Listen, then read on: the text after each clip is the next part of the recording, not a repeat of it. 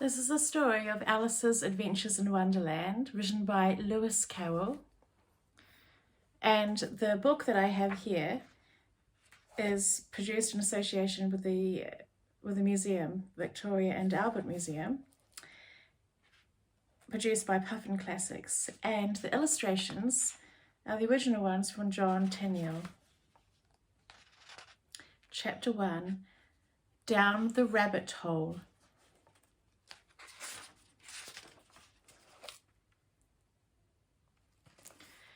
Down the rabbit hole, Alice was beginning to get very tired of sitting by her sister on the bank and of having nothing to do. Once or twice she had peeped into the book her sister was reading, but it had no pictures or conversations in it. And what is the use of a book, thought Alice, without pictures or conversation? So she was considering in her own mind, as well as she could, for the hot day made her feel very sleepy and stupid, whether the pleasure of making a daisy chain would be worth the trouble of getting up and picking the daisies, when suddenly a white rabbit with pink eyes ran close by her. There was nothing so very remarkable in that, nor did Alice think it was so very much out of the way to hear the rabbit say to itself, oh dear, I shall be too late." When she thought it over afterwards, it occurred to her that she ought to have wondered at this, but at the time it all seemed quite natural. But when the rabbit actually took a watch out of its waistcoat pocket and looked at it and then hurried on, Alice started to her feet, for it flashed across her mind that she had never before seen a rabbit with either a waistcoat pocket or a watch to take out of it. And burning with curiosity, she ran across the field after it, and fortunately was just in time to see it pop down a large rabbit hole under the hedge. In another moment down went Alice after it, never once considering how in the world she was to get out again. The rabbit hole went straight on like a tunnel for some way, and then dipped suddenly down. So suddenly that Alice had not a moment to think about stopping herself before she found herself falling down a very deep well. Either the well was very deep, or she fell very slowly, for she had plenty of time as she went down to look about her and to wonder what was going to happen next. First, she tried to look down and make out what she was coming to, but it was too dark to see anything. Then she looked to the sides of the well and noticed that they were filled with cupboards and bookshelves. Here and there she saw maps and pictures hung upon pegs. She took down a jar from one of the shelves as she passed. It was labelled orange marmalade, but to her great disappointment, it was empty. She did not like to drop the jar for fear of killing somebody, so she managed to put it into one of the cupboards as she fell past it. Well, thought Alice to herself, after such a fall as this, I shall think nothing of tumbling downstairs. How brave they'll all think me at home. Why, I wouldn't say anything about it, even if I fell off the top of their house, which was very likely true. Down, down, down. Would the fall never come to an end? I wonder how many miles I've fallen by this time, she said aloud. I must be getting somewhere near the centre of the earth. Let me see. that would be 4,000 miles down, I think. For you see, Alice had learned several things of this sort in her lessons in the classroom and in the schoolroom, and though this was not a very good opportunity for showing off her knowledge, as there was no one to listen to her, still, it was good practice to say it over. Yes, that's about the right distance. But then I wonder what latitude or longitude I've got to. Alice had no idea what latitude was, or longitude either, but thought they were very nice, grand words to say. Presently she began again. I wonder if I shall fall right through the earth. How funny it will seem to come out among the people that walk with their heads downwards.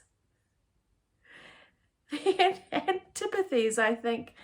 She was rather glad there was no one listening this time, as it didn't sound at all the right word. But I shall have to ask them what the name of the country is, you know. Please, ma'am, is this New Zealand or Australia? And she tried to curtsy as she spoke. Fancy curtsying as you're falling through the air. Do you think you could manage it? And what an ignorant little girl she'll think me for asking. No, it will never do to ask. Perhaps I shall see it written up somewhere. Down, down, down. There was nothing else to do. So Alice soon began talking again. Dinah'll miss me very much tonight, I should think. Dinah was the cat. I hope they'll remember her saucer of milk at tea time. Dinah, my dear, I wish you were down here with me. There are no mice in the air, I'm afraid, but you might catch a bat, and that's very much like a mouse, you know. But do cats eat bats, I wonder? And here Alice began to get rather sleepy and went on saying to herself in a dreamy sort of way, do cats eat bats? Do cats eat bats? And sometimes, do bats eat cats? For you see, as she couldn't answer either question, it didn't much matter which way she put it. She felt that she was dozing off and had just begun to dream that she was walking hand in hand with Dinah and saying to her very earnestly, now, Dinah, tell me the truth. Did you ever eat a bat? When suddenly, thump, thump, thump, down she came upon a heap of sticks and dry leaves, and the fall was over. Alice was not a bit hurt, and she jumped up onto her feet in a moment. She looked up, but it was all dark overhead. Before her was another long passage, and the white rabbit was still in sight, hurrying down it. There was not a moment to be lost.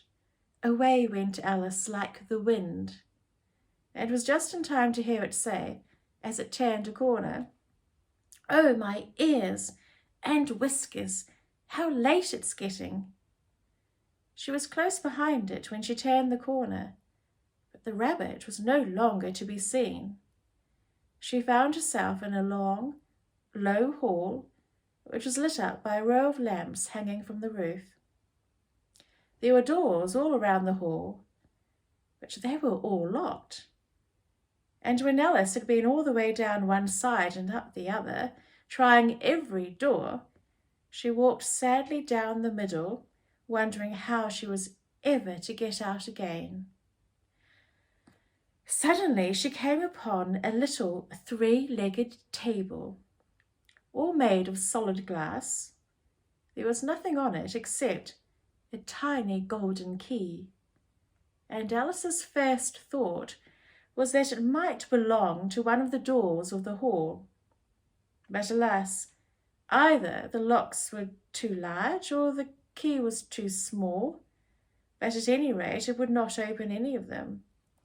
However, on the second time round, she came upon a low curtain she had not noticed before, and behind it was a little door about 15 inches high. She tried the little golden key in the lock, and to her great delight, it fitted. Alice opened the door and found that it led into a small passage, not much larger than a rat hole. She knelt down and looked along the passage into the loveliest garden you ever saw. How she longed to get out of that dark hall and wander about among those beds of bright flowers and those cool fountains. But she could not even get a head through the doorway. And even if my head would go through, thought poor Alice, it would be of very little use without my shoulders. Oh, how I wish I could shut up like a telescope. I think I could, if I only knew how to begin. For you see, so many out-of-the-way things had happened lately that Alice had begun to think that very few things indeed were really impossible. There seemed to be no use in waiting by the little door, so she went back to the table, half hoping she might find another key on it, or at any rate a book of rules for shutting people up like telescopes. This time she found a little bottle on it, which certainly was not here before, said Alice, and round the neck of the bottle was a paper label with the words "Drink me," beautifully printed out in large letters. It was all very well to say "drink me," but the wise little Alice was not going to do that in a hurry. No, I'll look first, she said, and see whether it was marked poison or not, for she had read several nice little histories about children who had got burned and eaten up by wild beasts and other unpleasant things, all because they would not remember the simple rules their friends had taught them, such as that a red-hot poker will burn you if you hold it too long, and that if you cut your finger very deeply with a knife, it usually bleeds. And she had never forgotten that if you drink from a bottle marked poison, it is almost certain to disagree with you, sooner or later. However, this bottle was not marked poison, so Alice ventured to taste it, and finding it very nice, it had in fact a sort of mixed flavour of cherry tart, custard, pineapple, roast turkey, toffee, and hot buttered toast. She very soon finished it off. What a curious feeling, said Alice. I must be shutting up like a telescope. And so it was indeed. She was now only 10 inches high, and her face brightened up at the thought that she was now the right size for going through the little door into that lovely garden. First, however, she waited for a few minutes to see if she was going to shrink any further. She felt a little nervous about this, for it might end, you know, said Alice to herself, in my going out altogether, like a candle. I wonder what I should be like then. And she tried to fancy what the flame of a candle was like after the candle was blown out, for she could not remember ever having seen such a thing. After a while, finding that nothing more happened, she decided on going into the garden at once. But, alas, for poor Alice, when she got to the door, she found she had forgotten the little golden key, and when she went back to the table for it, she found she could not possibly reach it. She could see it quite plainly through the glass, and she tried her best to climb up one of the legs of the table, but it was too slippery. And when she had tired herself out with trying, the poor little thing sat down and cried. "Come, there's no use in crying like that," said Alice to herself, rather sharply. "I advise you to leave off this minute." She generally gave herself very good advice, though she very seldom followed it, and sometimes she scolded herself so severely as to bring tears into her eyes. And once she remembered trying to box her own ears for having cheated herself in a game of croquet she was playing against herself, for this curious child was very fond of pretending to be two people. But it's no use now, thought poor Alice, to pretend to be two people. Why, there's hardly enough of me left to make one respectable person. Soon her eye fell on a little glass box that was lying under the table. She opened it and found in it a very small cake on which the words "Eat me" were beautifully marked in currants. "Well, I'll eat it," said Alice, "and if it makes me grow larger, I can reach the key. And if it makes me grow smaller, I can creep under the door. So either way, I'll get into the garden, but I don't care which happens." She ate a little bit and said anxiously to herself, "Which way? Which way?" holding her hand on the top of her head to feel which way it was growing. And she was quite surprised to find that she remained the same size. To be sure, this generally happens when one eats cake, but Alice had got so much into the way of expecting nothing but out-of-the-way things to happen that it seemed quite dull and stupid for life to go on in the common way. So she set to work and very soon finished off the cake. And that brings us to the end of chapter 1, Down the Rabbit Hole.